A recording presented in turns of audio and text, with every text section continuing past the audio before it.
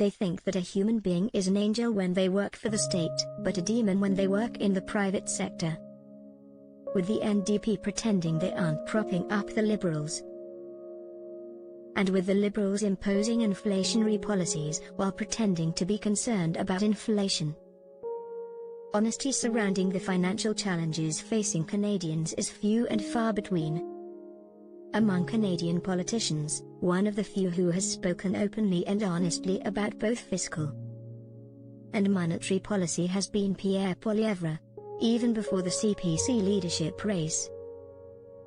Poilievre put out many YouTube videos, in which he went into great detail about how government spending and central bank policy has damaging impacts on the purchasing power of Canadians by devaluing our money.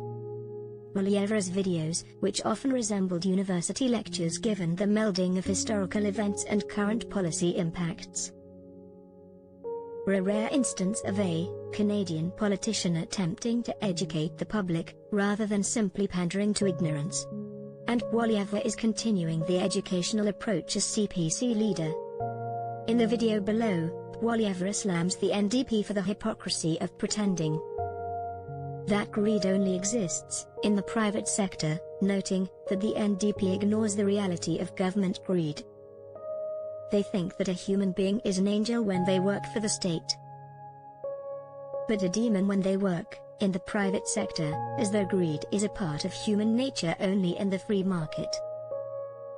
But when that same person who works for a company then transmits over and works for a bureaucracy or as a politician, all of a sudden they are purified of all greed and transformed into an entirely different being.